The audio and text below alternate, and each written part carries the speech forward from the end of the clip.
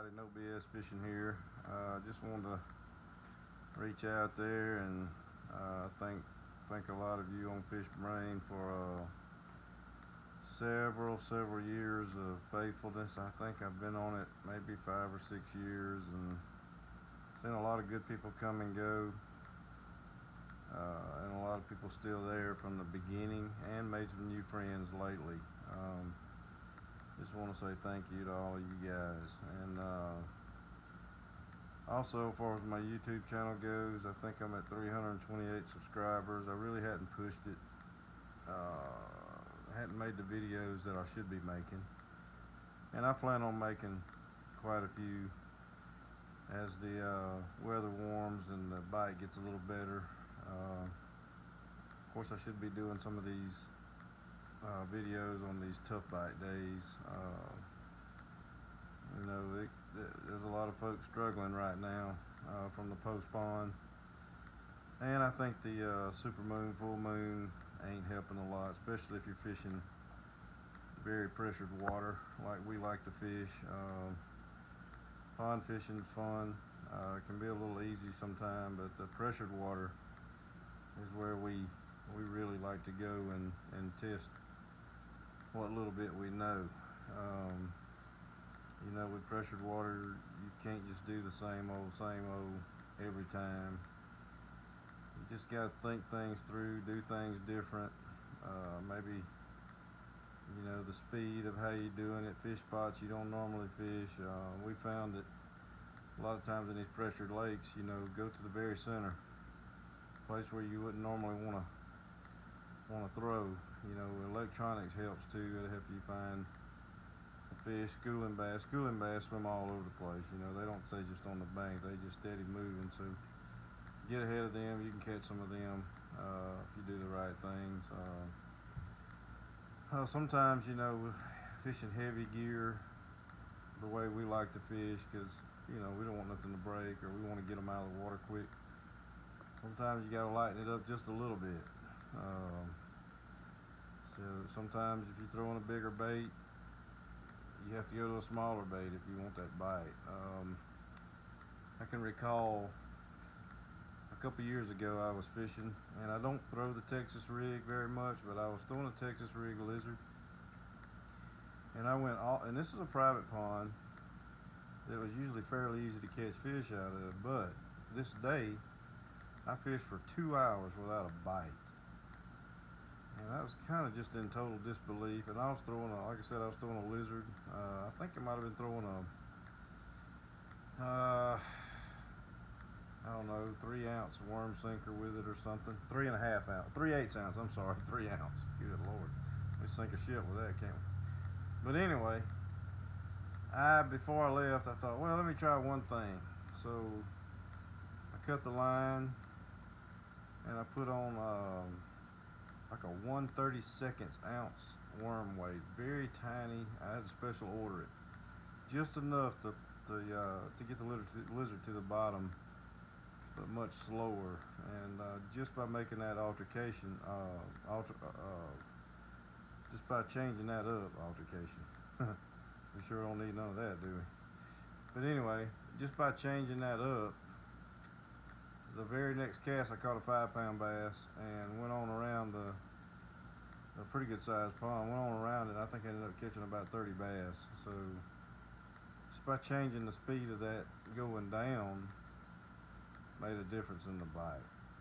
Sometimes people they don't take different size hooks, they don't take different size baits or whatever, they stuck with one lead and they end up zeroing. And I know 1 or 2 bass sometimes don't feel good, but let me tell you, on a very pressured lake, it feels really good to leave there with a couple fish. And my goal is to always to catch 3. I think Saturday I caught 4, and Sunday I didn't get but 2. I lost a couple, so I missed out on my 3 on Sunday. But we got a lot of bites. We just didn't close the deal, just like Saturday. But you could feel it was a lot different. The air still is different. It's still really cool sometimes at night. Getting warm during the day. You got drastic temperature changes, so that can affect how you fish too. You know, I've had days where I'm getting the bites and from decent bass, but I cannot hook them. So you'll be throwing like a size 3 worm hook with a 7-inch swim bait or something like that, or a 5-inch or a 4-inch swim bait or a fluke. And rather than give up, I put on a number 5 hook, which was a good bit longer, and all of that short striking they were doing, I ended up started catching them. So, you know, always have just a little subtle change. That was the word I was looking for. A little subtle change, and it might make the difference. Especially if you can't figure out why you ain't hooking them. And then some days it just ain't gonna happen. And sometimes they'll just one ride swipe at it. You know, I don't. And but I don't think you should be skunked. I think if you work hard enough, if you have the right stuff where you can make little changes, you can prevent the skunk most of the time. There are days where I think I usually go 1 or 2 days out of a year where I may not catch a fish, and if that don't happen, sometimes I just give up too quick, or I got something else on my mind I want to go do. But I feel like I'm going to catch a fish, or 2 or 3, anywhere I go. My mind can't comprehend it. But you know, we have a lake over here, not far from where I live, that I swear in the afternoon it is a pain to get a fish to bite. They bust out early in the morning and they feed on shad all morning, and after that it's tough. So we like to fish it early in the morning, and we get on them schools while they're cruising, and some days we catch 4 or 5, some days we catch 50, 60. And just if we catch that school right. So, you know, just try different things. Even if it's the same bait, try a different weight, try a different hook size. Maybe have a couple reels, one with 17-pound fluorocarbon, one with 12-pound fluorocarbon, you know, or something like that. The size of the line, maybe they can see it that day, you know. I fished with a friend of mine down in Florida, and all he threw was braid, but he fished a 20-30 pound leader on the end of it, which I think made a big difference with the amount of bites he was getting versus throwing straight braid, because that water was so clear. But that braid, if you went straight braid, you just hurt. So by adding that leader, it just separated the bait from the braid and got the bites too. Of course, I like that too. But different baits, you need a certain amount of stretch with your line. Some baits you can have just straight braid, you know. You just got to get out there and experiment and, you know, try different things.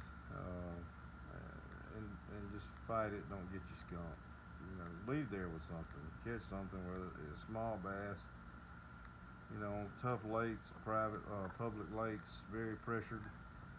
You get a 77-acre lake with 10 boats on it, that lake is getting its butt kicked. So you gotta figure out what everybody else ain't doing, and to get the fish in the boat.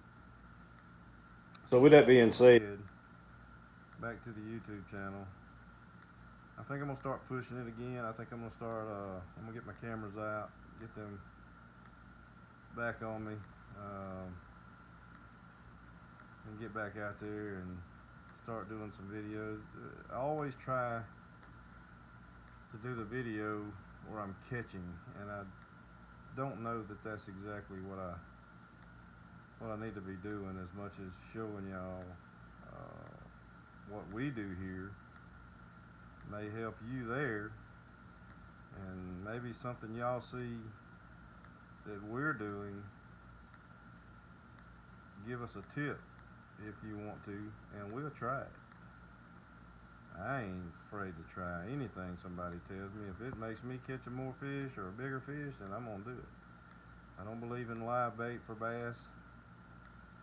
You know, some people do it. If it's legal, I can't say anything. I'm just telling you, I don't.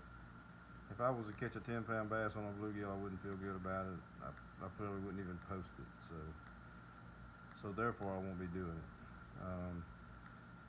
You know, here in Mississippi, you can use live bluegill, but you have to catch it on a rod and reel by hook, 5 inches or smaller, and you can rehook that thing and you can fish with it. You're not supposed to throw a cast net. But anyway, on the YouTube channel, I'm gonna start doing a little more, a few more videos. You may not see the amount of catches in it, 'cause on a tough day you're just not gonna see it. And just try to talk about what we're doing, the baits we're using, or I'm using, and maybe it's something that'll help you. I don't know. You know, I went to Florida and picked up a tip and a new bait from my buddy, and it's been the best thing I've ever used. So, but anyway, I think I'm around 328 subscribers on the YouTube channel. I think I'm gonna push for 400 subscribers. It's gonna take a while, but subscribe, and have a Bass Pro Shop qualifier reel here. I don't ever use it anymore. It's in great shape, that I'll give away. It's a $100 reel, but like I said, I just don't use them anymore, and they're just sitting on the shelf collecting dust. So we hit 400, and it stays at 400. I like to give it some time. Usually like to let it get over at least 405, where I know the subscribers will stick. But to make your subscription stick with YouTube, sometimes you have to watch at least, I think, maybe 2 minutes of the video if it's that long, and then like or either say something for your subscription to stick. But one of the problems I have is when I did a couple of the first 2 giveaways, 100 and 200, everybody was on there speaking. Oh my goodness. I'm going to pay attention to who speaks. If it's just 1 or 2 people, then that's where I'm going to go. But if we can get more people to speaking and watching the videos, then it'll make you eligible for the reel. But anyway, don't get out there and get skunked. Have 2 or 3 reels, one with braid, one with and I don't care to use monofilament, but you know, like a hula popper or things like that, you probably need monofilament. No, I probably wouldn't use braid, and use a more flexible rod with those lures on top water. But don't take a skunk. Have different size line, fluorocarbon. Have a 5-inch bait and a 7-inch bait of the same thing. Have 2 different size, 3 different size hooks. You know, different worms weights. You know, try something different. Try something you never thrown before. Underspins, things like that. You never know. Might make all the difference in the world. But anyway, come along the journey with me, and I'll let you see how we prepare, see how we get to where we're going, because a lot of places we fish are not right by the house. We're liable to drive 45 minutes to 2 hours just to go fishing every weekend. I try to keep it close during the week when I do. A lot of times I'm tired when I get home, so I don't fish. Come on, help me get to 400, and let's get on this adventure together, and maybe I can meet some of y'all at some point, and as I have with a whole lot of people from Fishbrain, and we can go fishing and help me make a video. Appreciate y'all, and thanks again.